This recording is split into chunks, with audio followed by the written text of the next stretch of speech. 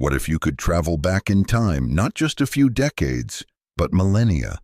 What if you could open a family album that tells the story of humanity itself, tracing a single, unbroken line from the very first man to the greatest king the world had ever known? And what if I told you that this story, full of names and generations, isn't just ancient history, but holds the key to understanding God's master plan for the entire world and even for your life today? On our channel, we're about to embark on an epic journey through what might seem like the driest, most overlooked part of the Bible. But I promise you, by the end of this, you will see these ancient records in a completely new light. The names will come alive, the stories will leap off the page, and you'll discover a hidden narrative of faithfulness, redemption, and a promise that culminates in a way no one expected. This is the story of how God built a nation, prepared a kingdom, and laid the foundation for a throne that would last forever. Before we dive into the very beginning of it all, I want to get a sense of our global community that's on this journey with us. Go ahead and drop a comment below with the city you're watching from and what time it is for you right now. It's incredible to see how the Word of God connects us all across every time zone. Let's begin. Imagine opening an ancient leather-bound family album, its pages yellowed with age, a record that spans not just a few generations, but thousands of years. This is precisely the experience of opening the first 9 chapters of Chronicles. It is God's own genealogy, a sprawling family tree that demonstrates with breathtaking scope how every single person on earth is connected to his grand, overarching plan. These are not merely tedious, boring lists of names to be skipped over. They are the very bedrock, the foundational stones upon which everything of consequence in human history is built. The narrative begins exactly where all stories must logically commence, at the very dawn of creation. In the first verse of the first chapter, the chronicler, writing to a generation of Israelites who had just returned from exile and were desperate to rediscover their identity, makes a simple, profound declaration: Adam, Seth, Enosh. Just 3 names, yet they carry the immense weight of all human history on their shoulders.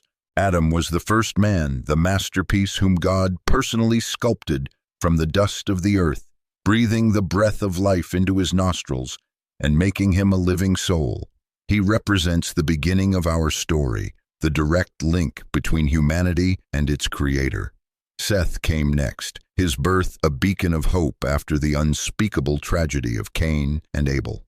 His arrival signified a new beginning, a chance for a godly lineage to continue after humanity's very first murder had stained the ground with a brother's blood. And Enosh, whose name means mortal, serves as a poignant reminder that while we are fashioned in the very image of God, we are still fragile, finite, and utterly dependent on Him.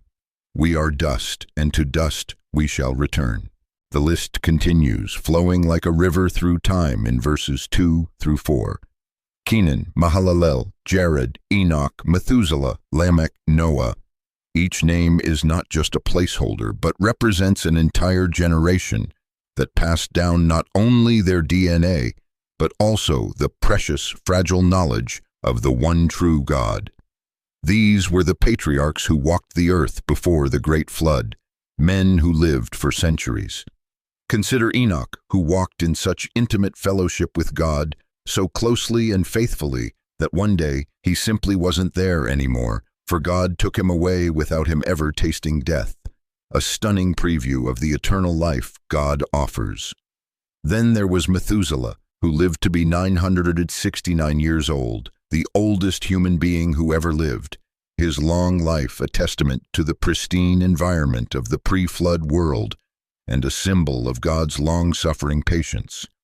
And of course, there was Noah, the righteous man who found grace in the eyes of the Lord, and through his obedience saved the human race and the animal kingdom from complete and total annihilation in the great deluge. What makes the chronicler's account so remarkable is the way he treats these foundational figures. He doesn't pause to tell their long, detailed stories. Other books of the Bible have already done that. Instead, he presents them as unbreakable links in a divine chain. Each generation was inextricably connected to the next, carrying forward God's unfolding plan even when they couldn't possibly comprehend its full scope. This was not just a history of the Hebrew people. This was the history of all humanity. Every person listening to these words today, regardless of their background or ethnicity, can trace their family line back to these very same names, to the single family that stepped off the ark onto a freshly cleansed earth. The genealogy marches forward without interruption, without a single pause, powerfully demonstrating that God's plan never faltered, never ceased its inexorable advance through the annals of human history. From Adam to Noah, 10 generations of people lived, died, and passed on both physical life and spiritual faith. Each name represented decades upon decades of human experience, of joys and sorrows, triumphs and failures, but together they formed the unshakable foundation for everything that was to follow. After the flood, humanity was granted a fresh start, a clean slate through the 3 sons of Noah. The first chapter, in verses 5 through 23, meticulously describes how the entire world was repopulated from this single family. The chronicler records that the sons of Japheth were Gomer, Magog, Madai, Javan, Tubal, Meshech, and Tiras. These were not just random archaic names. They would become the founders of entire nations. The descendants of Japheth migrated north and west, becoming the peoples of Europe and Asia Minor, the very ancestors of Western civilization. Verse 6 expands on the line of Gomer, listing his sons, Ashkenaz, Riphath, and Togarmah. Verse 7 continues with the descendants of Javan, Elisha, Tarshish, Kittim, and Rodanim. Each name represents a budding tribe that would grow into thousands, then millions of people, spreading out across the known world, forming the great tapestry of nations.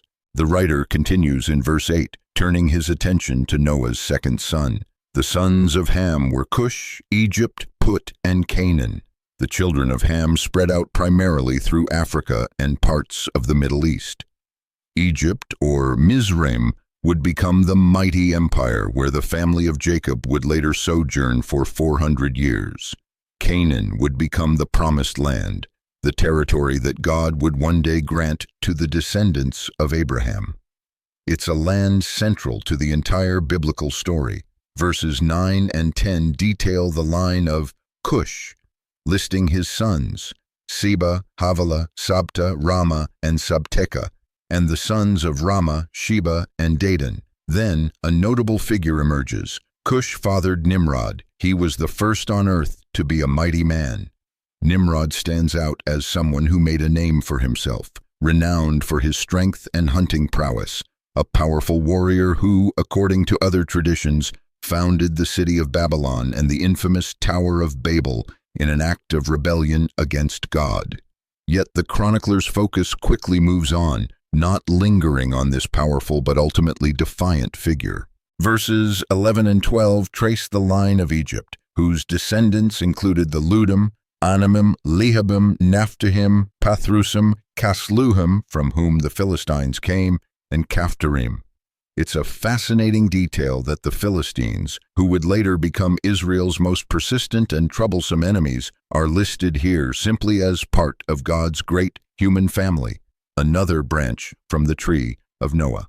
Verses 13 through 16 detail the descendants of Canaan, the people who would inhabit the promised land when Abraham arrived. From Canaan came Sidon, his firstborn, and Heth, and the Jebusites, the Amorites, the Girgashites, the Hivites, the Arkites, the Sinites, the Arvadites, the Zemarites, and the Hamathites. These were not inherently evil people. They were simply other branches of Noah's family tree who had settled in the land. But it is the line of Shem, Noah's third son, that receives special, focused attention. This is where the camera of history begins to zoom in. Verse 17 tells us that the sons of Shem were Elam, Asher, Arpachshad, Lud, Aram, Uz, Hul, Gether, and Meshech. From Shem came the Semitic peoples, a group that would include the Hebrews. Verses 18 through 21 carefully trace the line of Arpachshad. Arpachshad fathered Shelah, and Shelah fathered Eber. To Eber were born 2 sons. The name of the one was Peleg, for in his days the earth was divided, and his brother's name was Joktan. The mention of Peleg and the division of the earth likely refers to the scattering of the peoples at the Tower of Babel, a pivotal moment when God confused the languages and forced humanity to spread out and fulfill his command to fill the earth. The chronicler is showing us that God had a specific, deliberate plan from the very beginning. Out of all the nations that spread across the face of the earth, he would select one particular lineage to carry his special promise, a promise that would ultimately bless the entire world. The beautiful thing to see here is the heart of God for all nations. He did not create some peoples to be forgotten or to be lesser than others. Every tribe, every tongue, every people group on the planet today can trace its ancestry back to these same 3 brothers who walked off the ark together. Now, the writer zooms in again, like a cinematographer focusing the lens on the main character of the story. Chapter 1, verse 27, makes a smooth, pivotal transition. Abram, that is, Abraham.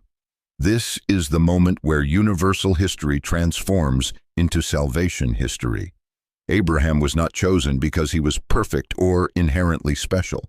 He was an idol worshiper from Ur of the Chaldees. He was chosen because God, in his sovereign grace, decided to make a covenant with him, a promise that through his offspring every nation on earth would be blessed. Verse 28 continues without fanfare, a simple statement of fact. The sons of Abraham were Isaac and Ishmael. Here, in this simple family dynamic, we see God's faithfulness played out amidst human fallibility. Isaac was the child of the promise, miraculously born to Sarah when she was 90 years old and well past the age of childbearing. Ishmael was born to Hagar, Sarah's maidservant, representing human attempts to help God fulfill his promises on our own timetable. Both sons received blessings from God, but only Isaac, the child of faith and promise, would carry the covenant line forward. The chronicler then carefully lists the descendants of Ishmael in verses 29 through 31. These are their genealogies. The firstborn of Ishmael, Nebaioth, then Kedar, Adbeel, Mibsam, Mishma, Duma, Massa, Hadad, Tema, Jetur, Naphish, and Kedemah. These were the sons of Ishmael. God faithfully kept his promise to make Ishmael a great nation as well. The Arab peoples trace their heritage back to these names.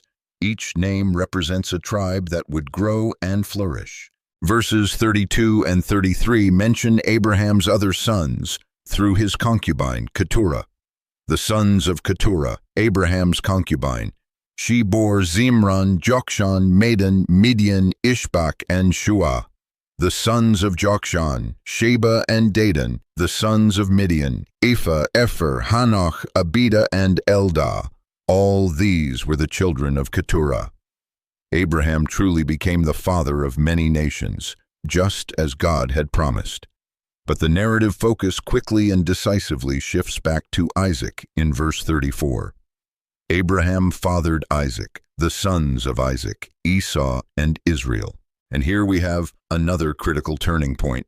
Israel was the new name given to Jacob after he wrestled with God all night. This wasn't just a name change, it was a destiny change. Jacob, whose name meant supplanter or deceiver, became Israel, which means he who strives with God, or prince with God. From this point forward, the story is no longer about all the descendants of Abraham, but about the children of Israel. The writer does take a moment to detail the line of Esau in the remainder of chapter 1, listing the chiefs and kings of Edom. But this serves primarily to create a contrast. Esau's descendants became powerful in earthly terms, establishing a kingdom of their own. But Israel's descendants, Jacob's line, would carry the spiritual promises of God. Both lines were important, but they had vastly different destinies. Chapter 2 begins the detailed breakdown of the family of Israel, the nation God would form for himself. The first verse lays the foundation. These are the sons of Israel: Reuben, Simeon, Levi, Judah, Issachar, Zebulun, Dan, Joseph, Benjamin, Naphtali, Gad, and Asher. 12 sons who would become the 12 tribes of a nation. This number was not accidental. 12 represents divine government and completeness in God's plan. Each tribe would have its own unique character, its own specific destiny, and its own territory in the Promised Land. Reuben was the firstborn, but he tragically lost his birthright because of a grievous sin with his father's concubine. Simeon and Levi were scattered among the other tribes because of their violent, vengeful act against the men of Shechem. Yet God, in his incredible redemptive power, turned even their punishment into a purpose. The tribe of Levi became the priestly tribe, set apart to serve God in the tabernacle and later the temple. The chronicler does not simply list these names randomly. He organizes them to reveal God's sovereign order and purpose. Some tribes receive far more attention than others, not because they were more important in God's eyes, but because they played specific, crucial roles in his redemptive plan. The tribe of Joseph was divided between his 2 sons, Ephraim and Manasseh, effectively creating 13 tribes. But Levi received no inheritance because their inheritance was the Lord himself. They were set apart for sacred service. What is truly remarkable is how God used this broken, dysfunctional family to create a holy nation. These 12 brothers were consumed by jealousy, rivalry, and deep-seated pain. Joseph's brothers sold him into slavery out of pure envy. Judah slept with his daughter-in-law Tamar, thinking she was a prostitute. Reuben defiled his father's bed. Yet God, in his infinite wisdom and grace, wove their messy, complicated stories together into something beautiful and purposeful. The chronicler now begins to trace each tribal line with meticulous attention to detail. This was not just ancient record-keeping. For the people returning from exile, this was their identity. This was the proof of their connection to the promises of God. Each name mattered because each person had a role to play in God's larger plan. The tribes would inherit specific territories, hold specific responsibilities, and contribute to the overall strength of Israel in different ways. The writer spends more time on the tribe of Judah than on any other, and for a very good reason. Chapter 2, verse 3 begins, "The sons of Judah, Onan, and Shelah. These 3 were born to him by a Canaanite woman, Bath-shua.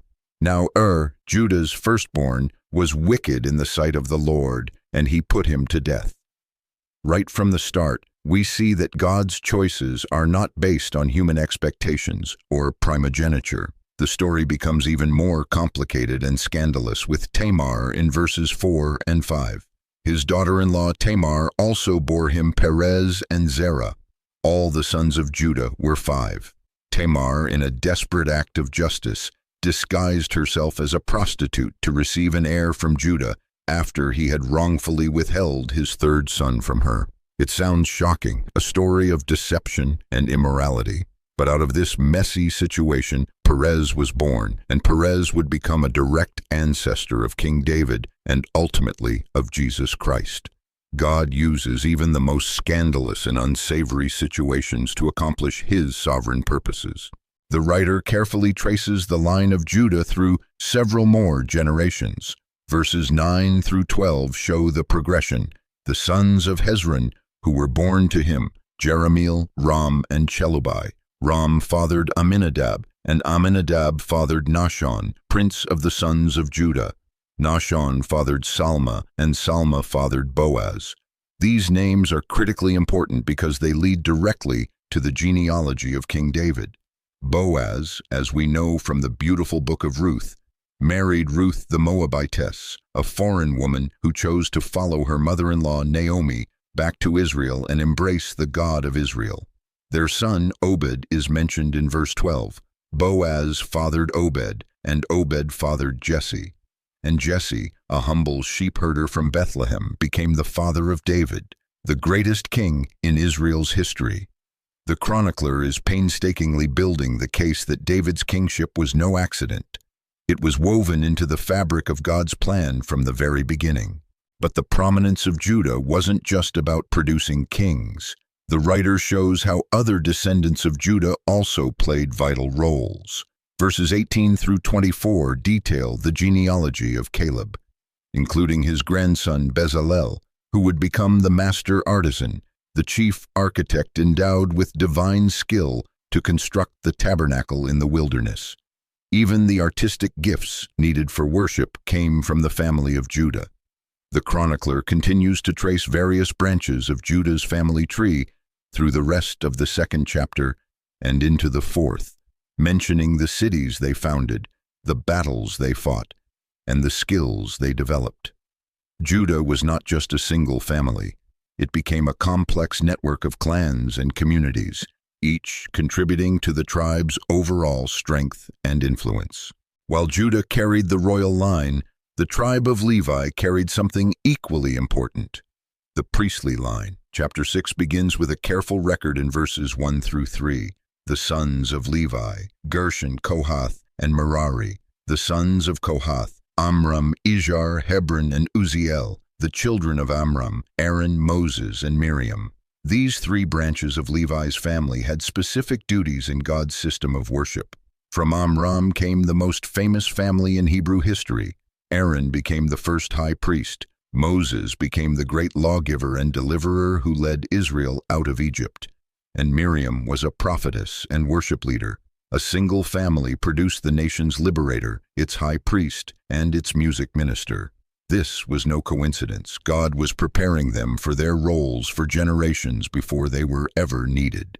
The writer painstakingly lists the descendants of Aaron in verses 4 through 15, tracing the high priestly line from Eleazar, son of Aaron, all the way down to Jehozadak, who went into exile when the Lord sent Judah and Jerusalem into captivity under Nebuchadnezzar.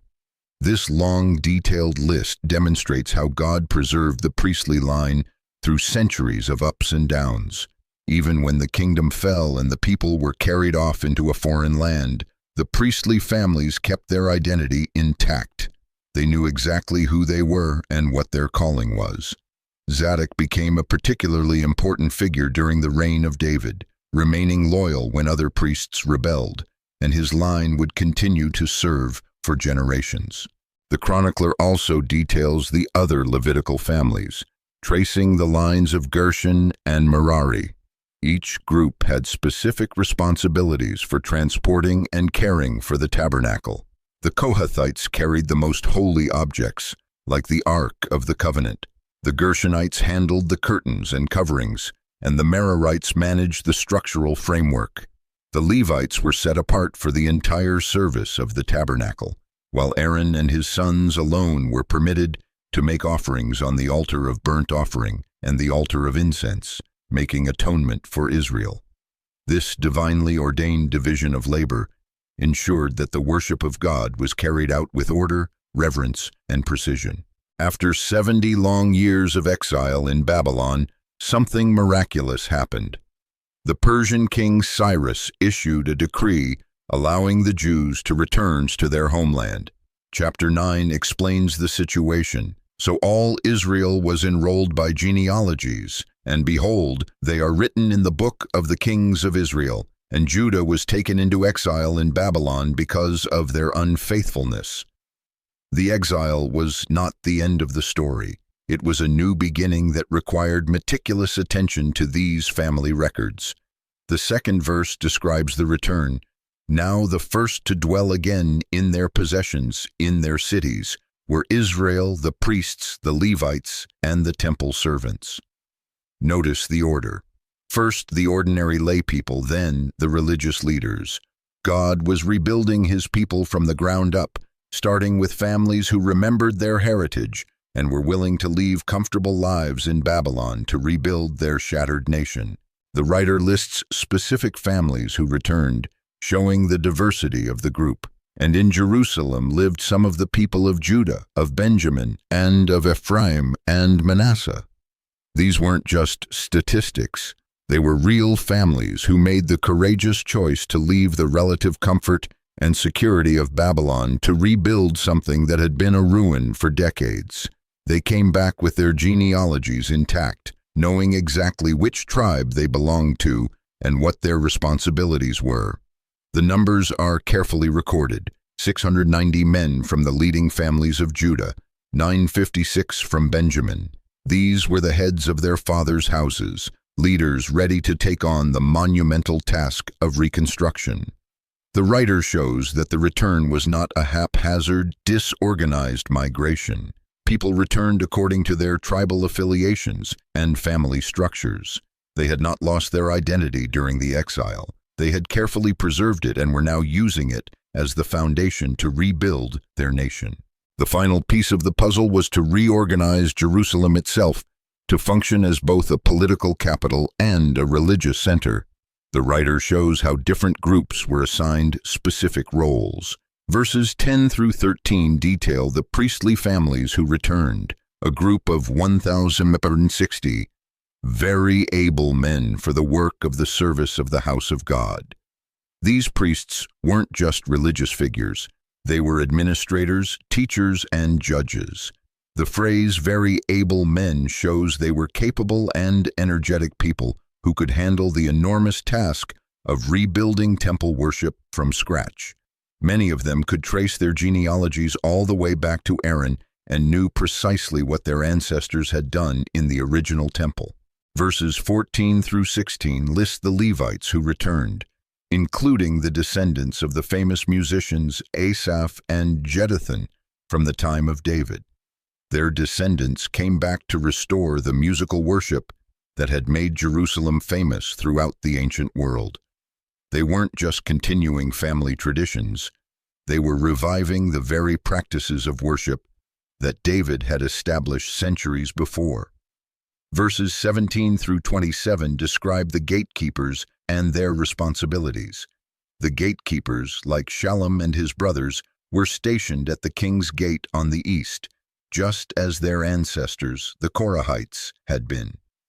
They were responsible for guarding the thresholds of the tent, just as their fathers had been in charge of the camp of the Lord.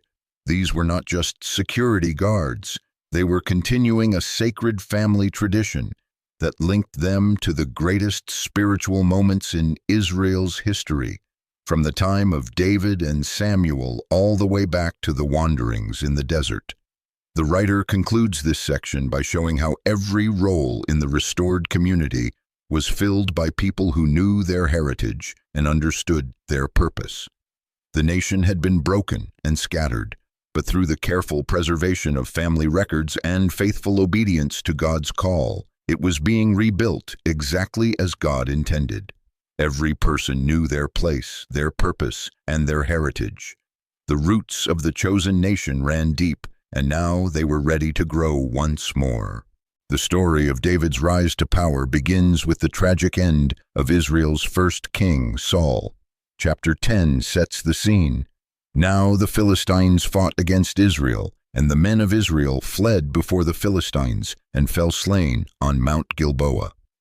This wasn't just another battle. It was the climactic conflict that would change the destiny of Israel forever. The Philistines closed in on Saul and his sons, and they struck down Jonathan, Abinadab, and Malchishua, the sons of Saul. Jonathan, David's closest and dearest friend, the one who had protected him when Saul was trying to kill him, now lay dead on the battlefield alongside his brothers. The royal family was virtually wiped out in a single day. The writer shows us Saul's final, desperate moments. The battle raged fiercely around him, and the archers found their mark. Wounded and facing capture, Saul said to his armor-bearer, "Draw your sword and thrust me through with it, lest these uncircumcised come and mock me." But his armor-bearer was terrified and would not do it. So Saul took his own sword and fell upon it. This was a man who had started with such incredible promise. Saul was tall, handsome, and chosen by God to be Israel's first king, but pride, jealousy, and disobedience had slowly eaten away at him from the inside. His paranoid obsession with David consumed him, His refusal to fully obey God's commands cost him everything.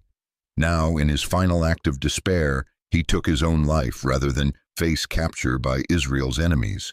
When his armor-bearer saw that Saul was dead, he too fell on his sword and died. So Saul and his 3 sons and all his house died together. But the chronicler doesn't leave this as just a sad story of a failed king. Verses 13 and 14 explain precisely why this had to happen. So Saul died for his breach of faith. He broke faith with the Lord in that he did not keep the command of the Lord, and also consulted a medium seeking guidance. He did not seek guidance from the Lord. Therefore the Lord put him to death and turned the kingdom over to David, the son of Jesse.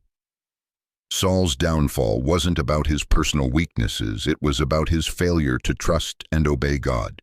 He tried to substitute God's guidance with human wisdom and even occult practices. The kingdom could not flourish under a leader who rejected God's authority. David represented a new beginning, a king who would seek the heart of God instead of following his own plans. With Saul dead, Israel desperately needed a new king, but the transition wasn't automatic or simple. Chapter 11 describes what happened next. Then all Israel gathered together to David at Hebron and said, "Behold, we are your bone and your flesh." This was a moment years in the making. David had been anointed by the prophet Samuel as a teenager, but now he was finally receiving public acclaim from the entire nation. The people's reasoning is recorded in verses 2 and 3. They remembered how, even when Saul was king, it was David who had led their armies to victory. They recognized that God had chosen him, saying, "You shall be shepherd of my people Israel, and you shall be prince over my people Israel." So all the elders of Israel came to the king at Hebron, and David made a covenant with them there before the Lord, and they anointed David king over Israel, according to the word of the Lord by Samuel. This was not a mere political maneuver, it was the fulfillment of God's promise. The covenant they made was not just between David and the people. It was made before the Lord, acknowledging that God was the ultimate authority over Israel's government. The chronicler emphasizes that this happened according to the word of the Lord by Samuel. David's kingship was not based on military conquest or political ambition. It was the direct result of God's choice, spoken through his prophet years earlier. The long, painful wait was over, but it had served its purpose. Both David and the nation were now ready for this moment. David was 30 years old when he became king, and he would reign for 40 years. But his reign didn't begin with inherited power or easy circumstances. He had to prove himself worthy of the trust the people had placed in him. David's first major decision as king showcased his brilliant strategic thinking. Instead of ruling from Saul's old capital, he chose to conquer a new, neutral city that would belong to no single tribe. Chapter 11, verse 4 tells us, "And David and all Israel went to Jerusalem, that is, Jebus, where the Jebusites were, the inhabitants of the land." The Jebusites had controlled this mountain fortress for centuries and were so confident in their defenses that they taunted David, saying, "You will not come in here." They believed their city was impregnable, with steep valleys on 3 sides and massive walls. But David saw what others had missed. He took the stronghold of Zion, which is now the city of David. While the chronicler doesn't give all the details, other biblical accounts tell us that David's men found a way in through the water shaft that supplied the city. What seemed impossible became possible through clever tactics and courageous soldiers. David motivated his men with a challenge. Whoever strikes the Jebusites first shall be chief and commander. His nephew Joab, son of Zeruiah, went up first and so became chief. David knew how to inspire his men to extraordinary acts of courage. This single decision would have enormous consequences, both positive and negative. Joab was a brilliant and loyal commander, but also ruthless and at times disobedient. Yet his courage in conquering Jerusalem earned him his post. David then dwelled in the fortress, and it was called the City of David. This was more than a change of address. It was a statement. Jerusalem belonged to no single tribe, so it could serve as a neutral capital that would unify all of Israel. Its central location made it accessible, and its strategic position made it defensible. David immediately began to build up the city, and Joab repaired the rest of it, transforming it from a small Jebusite fortress into a magnificent royal capital. Behind every great leader are the people who make success possible, and David's greatest asset was not his own ability, but the incredibly loyal and skilled warriors who served him. Chapter 11 introduces these mighty men, the heroes who gave him strong support in his kingdom, together with all Israel, to make him king. These were not just soldiers, they were David's inner circle, men who had followed him through years of danger and hardship. The list begins with the most famous, Jashobeam the Hachmonite, chief of the three. He wielded his spear against 300 whom he killed at one time. Think about that for a moment. One man in a single battle killed 300 enemy soldiers. This was not ancient hyperbole. It was a historical record of extraordinary courage and skill. Next was Eleazar, son of Dodo the Ahohite, one of the three mighty men. The story of his valor is breathtaking. He was with David at Pas-Damim when the Philistines had gathered for battle. There was a plot of ground full of barley, and the people fled from the Philistines. But Eleazar took his stand in the midst of the plot and defended it, and struck down the Philistines, and the Lord saved them by a great victory. When everyone else fled in terror, Eleazar stood his ground in a simple barley field, ready to die to protect a farmer's crop, because it represented the land God had given to Israel. He fought until God granted an incredible victory. A story about all three of these men together reveals even more about their character. While David was in the stronghold at the cave of Adullam, a Philistine garrison was in his hometown of Bethlehem. David longed for home and said wistfully, "Oh, that someone would give me water to drink from the well of Bethlehem that is by the gate." It wasn't an order, just a nostalgic wish. But the three mighty men heard it. They broke through the camp of the Philistines, drew water from the well, and brought it to David. But David would not drink it. He poured it out to the Lord and said, "Far be it from me, before my God, that I should do this. Shall I drink the blood of these men who have gone at the risk of their lives?" This incredible story reveals the bond between David and his men. They risked their lives for his slightest wish, and he, in turn, honored their sacrifice as something so sacred, so precious, that the water they brought was too holy for him to drink. It was a holy offering to God, representing the very lifeblood of his loyal men. This mutual respect created an unbreakable bond. The list continues with other members of this elite group. Abishai, the brother of Joab, who killed 300 men with his spear and became famous among the 30, though he did not attain to the three. And then there was Benaiah, son of Jehoiada, a valiant man from Kabzeel, a doer of great deeds. His exploits sound like something from an action movie. He struck down 2 heroes of Moab. He also went down and struck down a lion in a pit on a snowy day. And he struck down an Egyptian, a man of great stature, about 7.5 feet.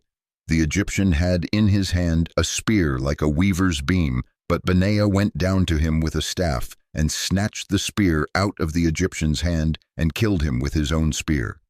Benaiah's courage was legendary. He faced down a lion in an enclosed space in bad weather. He defeated a giant armed with a massive spear using nothing but a stick. These were not lucky wins. They demonstrated incredible skill. Benaiah over his personal bodyguard. The writer continues to list the 30 mighty men, names like Asahel, Elhanan, Helez, and many others. Each name represents a warrior who proved his loyalty and courage in serving David. They came from different tribes and backgrounds, but they were united in their devotion to David and their commitment to establishing God's kingdom in Israel. They represent the kind of followers every leader dreams of having: skilled, loyal, brave, and willing to sacrifice for something greater than themselves. David's support didn't just come from this elite group. Chapter 12 shows how his following grew from a small band of outcasts into a national army. It begins with those who joined him while he was still a fugitive, hiding from Saul at Ziklag.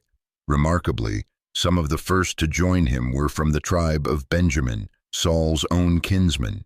They were ambidextrous archers, elite fighters who could shoot arrows and sling stones with either hand.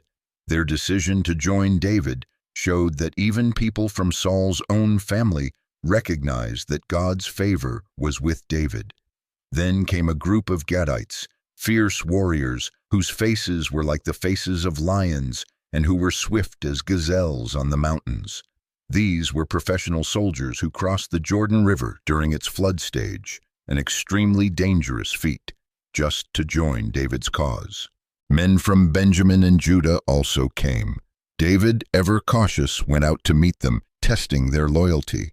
"If you have come to me in friendship to help me, my heart will be joined to you," he said. "But if to betray me to my enemies, although there is no wrong in my hands, then may the God of our fathers see and rebuke you." Then the Spirit came upon Amasai, a chief of the 30, who declared, "We are yours, O David, and with you, O son of Jesse. Peace, peace to you, and peace to your helpers, for your God helps you." David knew from this Spirit-inspired prophecy that these men were sincere, and he welcomed them. By the time David was crowned at Hebron, his army was immense. Over 300,000 trained soldiers from all 12 tribes gathered, with a whole heart to make David king over all Israel. The entire nation was of one mind, united in their recognition of David as their rightful king. One of David's first priorities as king was to bring the Ark of the Covenant to Jerusalem. This sacred chest represented the very presence of God among his people, and it had been neglected during Saul's reign.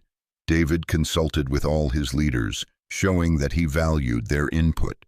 He proposed to the whole assembly of Israel, "If it seems good to you and from the Lord our God, let us send abroad to our brothers, and let us bring again the ark of our God to us, for we did not seek it in the days of Saul." His heart was in the right place. He wanted to restore God to the center of Israel's national life. The people agreed enthusiastically.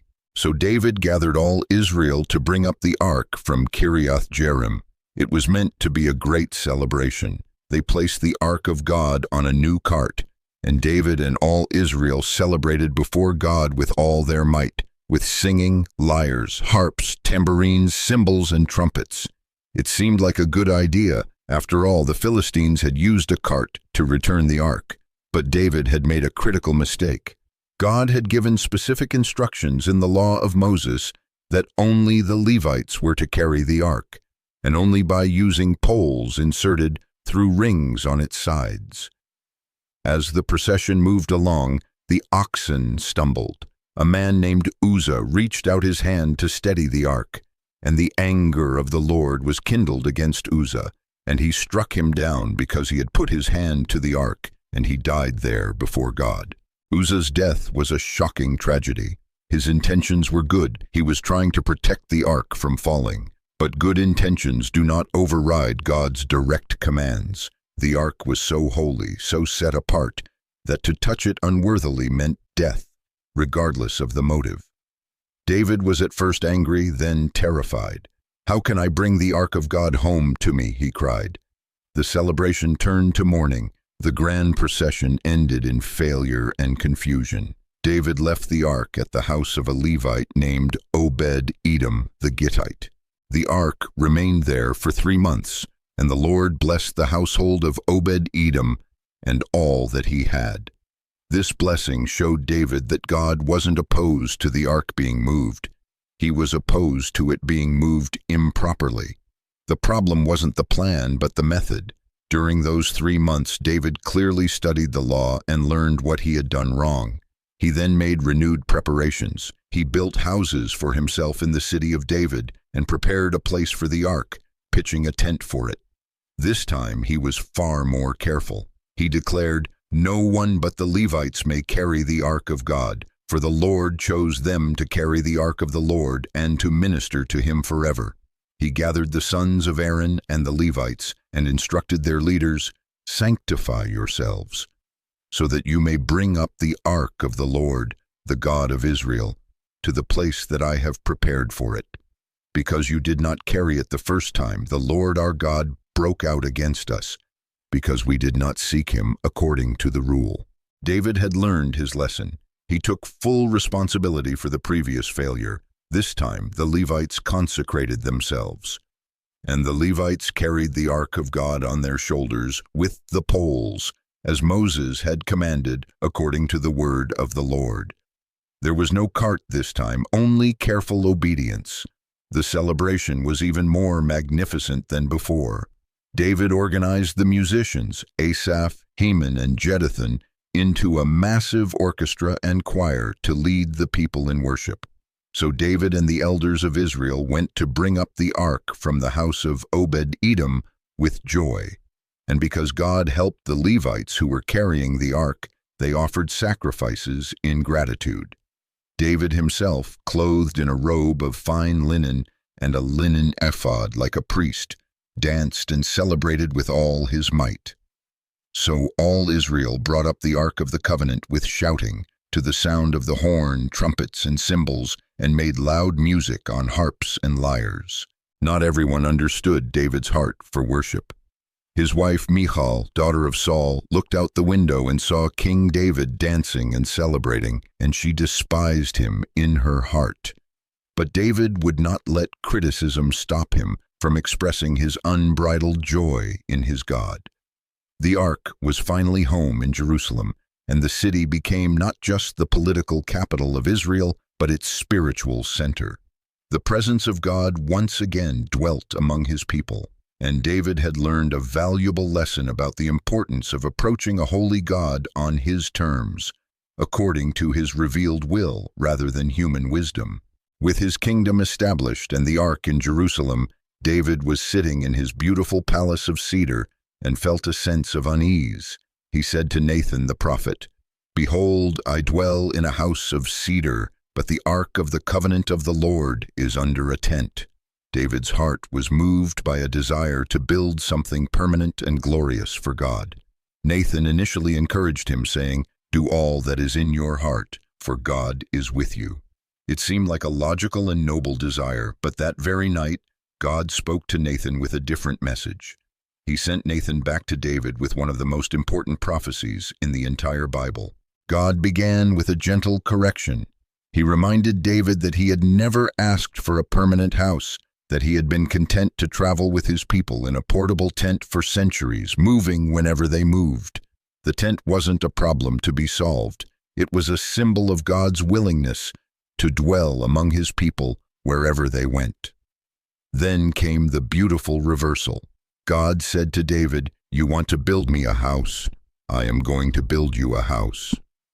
It was not a physical building, but a royal dynasty that would last forever. God reminded David of his humble beginnings as a shepherd and promised to make his name great, like the names of the great ones of the earth. The core of the promise, known as the Davidic covenant, is found in chapter 17.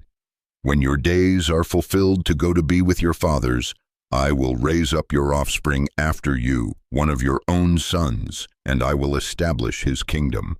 He shall build a house for me, and I will establish his throne forever. I will be to him a father, and he shall be to me a son. I will not take my steadfast love from him as I took it from him who was before you, but I will confirm him in my house and in my kingdom forever, and his throne shall be established forever."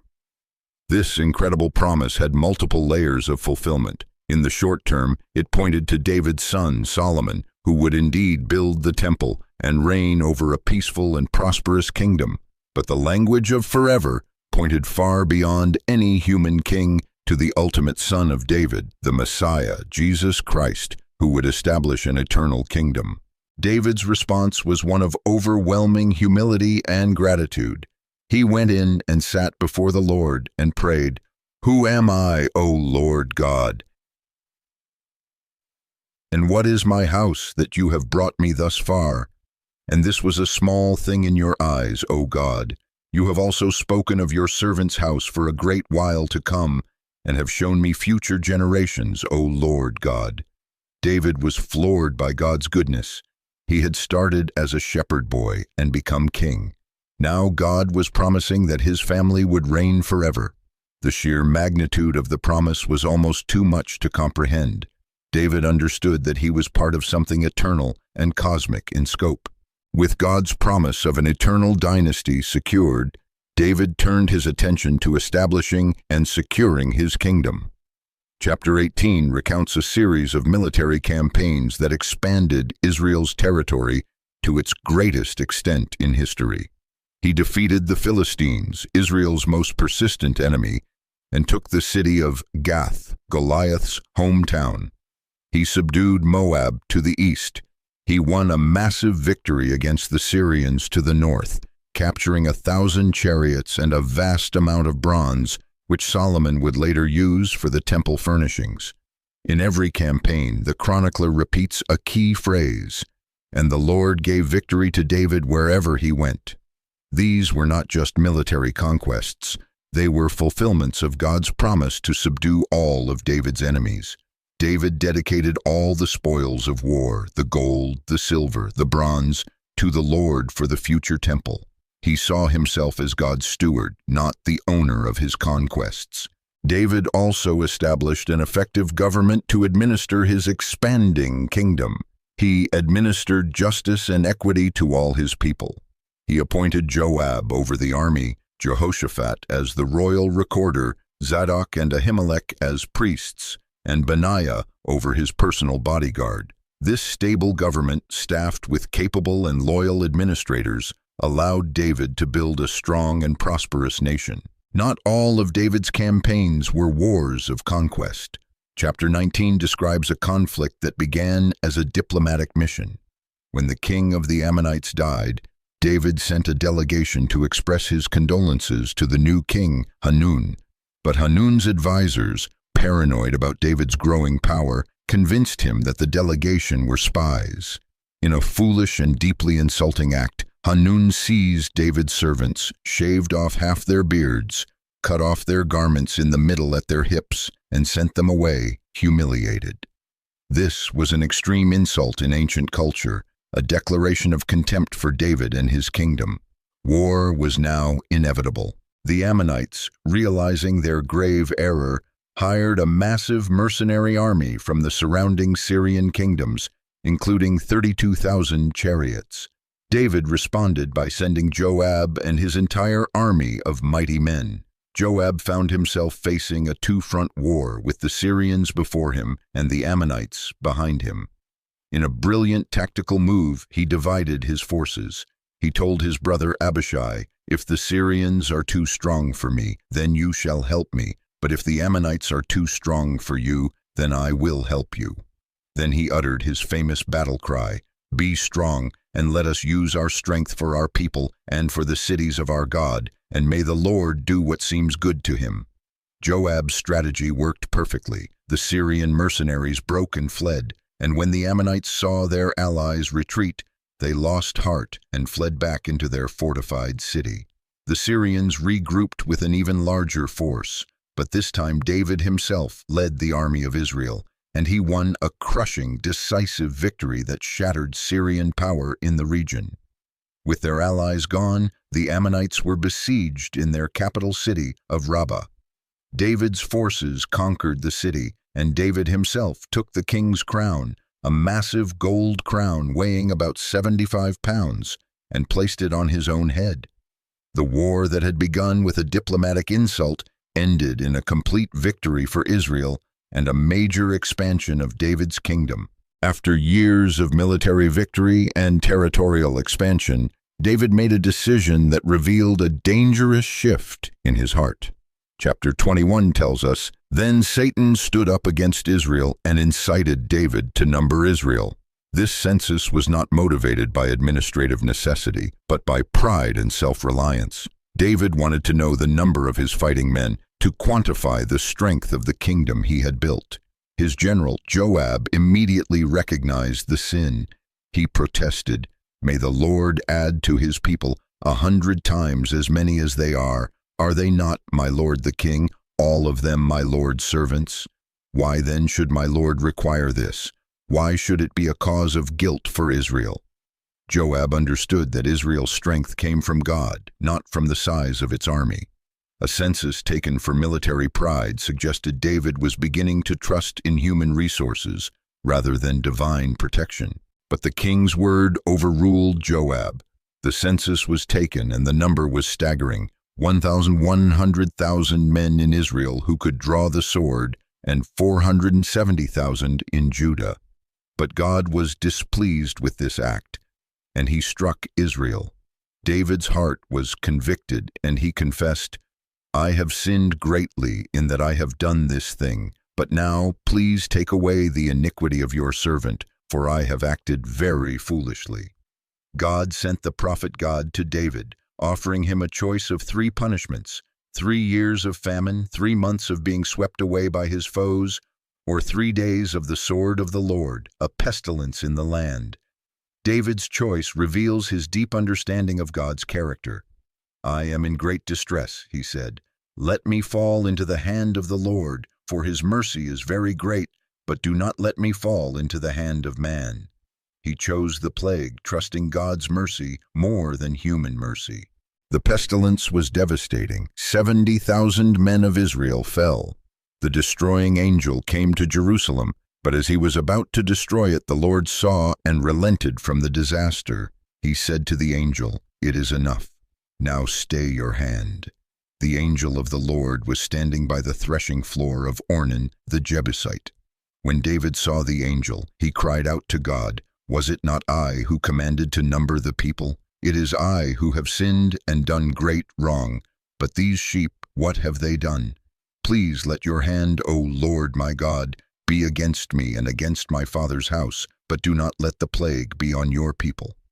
This prayer reveals David's true shepherd's heart. He took full responsibility and was willing to bear the consequences himself to save his people. God then instructed David through the prophet Gad to go and build an altar to the Lord on the threshing floor of Ornan. The very place where judgment had stopped would become a place of worship and atonement. Ornan, a Jebusite farmer, saw the king coming and offered to give him the threshing floor, the oxen for the sacrifice, and the wood for free. But David refused. "No," he said, "but I will buy them for the full price. I will not take for the Lord what is yours, nor offer burnt offerings that cost me nothing."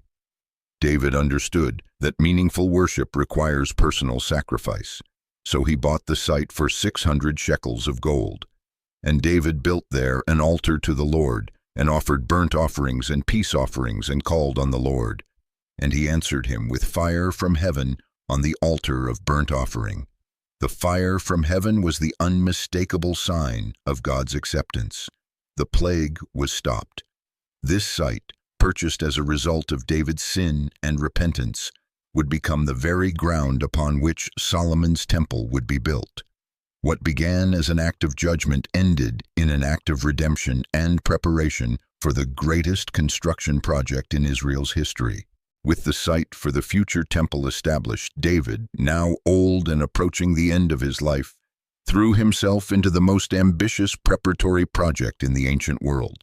He knew God had forbidden him from building the temple himself because he was a man of war, but that didn't stop him from preparing everything possible for his son, Solomon. He commanded that stonecutters be mobilized to prepare dressed stones. He provided iron in great abundance for nails and clamps, and bronze in quantities beyond weighing. He arranged for countless cedar logs to be brought from the cities of Tyre and Sidon. David's reasoning was clear. My son Solomon is young and inexperienced, and the house that is to be built for the Lord must be exceedingly magnificent, famous and glorious throughout all lands. I will therefore make preparation for it. The scale of his preparations was mind-boggling.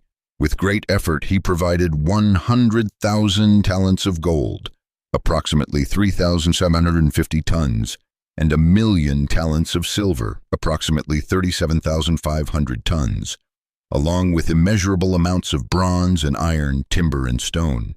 He also gathered a vast workforce of masons, carpenters, and all kinds of craftsmen skilled in working with gold, silver, bronze, and iron. He poured his life's work, the accumulated wealth of his entire reign, into this single project. David then gave a personal charge to Solomon. He explained that God had chosen Solomon, a man of peace, to build the temple. He blessed him, praying, "Now, my son, the Lord be with you, so that you may succeed and build the house of the Lord your God, as he has spoken concerning you. Only may the Lord grant you discretion and understanding. Be strong and courageous, fear not, do not be dismayed." He then gave Solomon something truly remarkable, the detailed architectural plans for the temple. Then David gave Solomon his son the plan of the vestibule of the temple, and the plan of all that he had in mind. All this he made clear to me in writing from the hand of the Lord, all the work to be done according to the plan.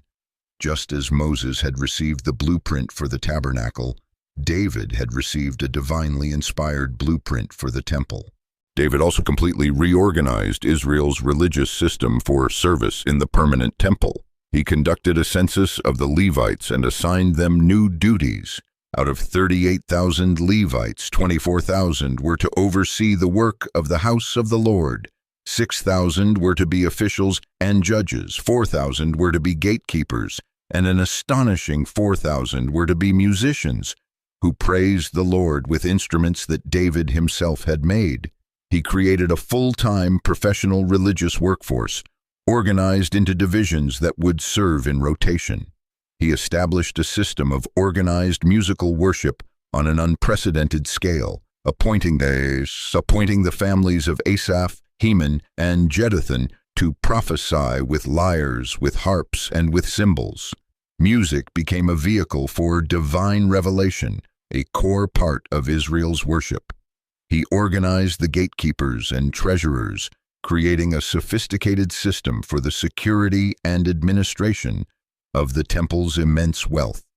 He even established Israel's first professional military structure with 12 divisions of 24,000 men, each serving for 1 month a year, providing national security without the economic burden of a massive standing army. As his reign drew to a close, David gathered all the leaders of Israel for one final assembly. He stood before them and publicly passed the torch to Solomon. He recounted how God had chosen him and then chosen Solomon to build the temple. He gave his son a final public charge. "And you, Solomon my son, know the God of your father, and serve him with a whole heart and with a willing mind. For the Lord searches all hearts and understands every plan and thought. If you seek him, he will be found by you, but if you forsake him, he will cast you off forever. Be careful now, for the Lord has chosen you to build a house for the sanctuary. Be strong and do it."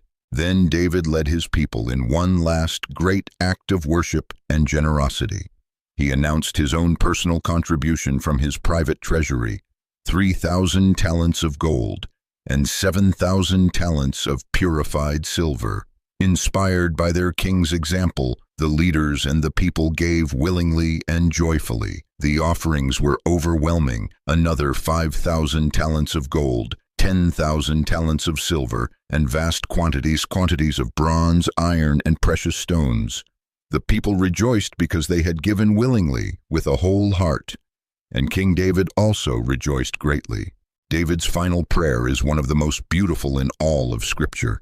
He blessed God, saying, "Yours, O Lord, is the greatness and the power and the glory and the victory and the majesty, for all that is in the heavens and in the earth is yours. Both riches and honor come from you, and you rule over all. But who am I, and what is my people, that we should be able thus to offer willingly? For all things come from you, and of your own have we given you."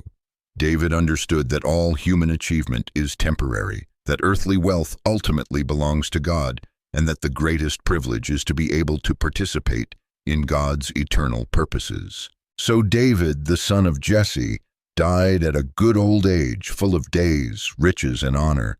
and Solomon his son reigned in his place. He had fulfilled everything God had called him to do. He unified the nation, expanded its borders, gathered the resources for the temple, organized its institutions, and prepared his successor. Most importantly, he had shown what it means to be a man after God's own heart, someone who sought God's will above personal ambition and who used power to serve rather than to dominate.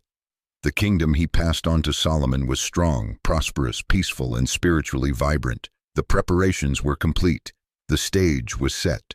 David's legacy would shape Israel for centuries and ultimately point to the greater son of David, who would establish an eternal kingdom that will never end. If this journey through 1 Chronicles has opened your eyes to the incredible scope of God's plan and his faithfulness throughout history, I want to ask you to do two things.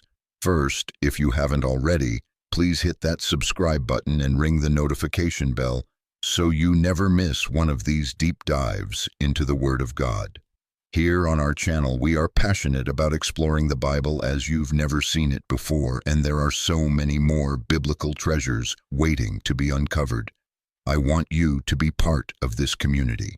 Second, share this video with someone you know who needs to hear this message.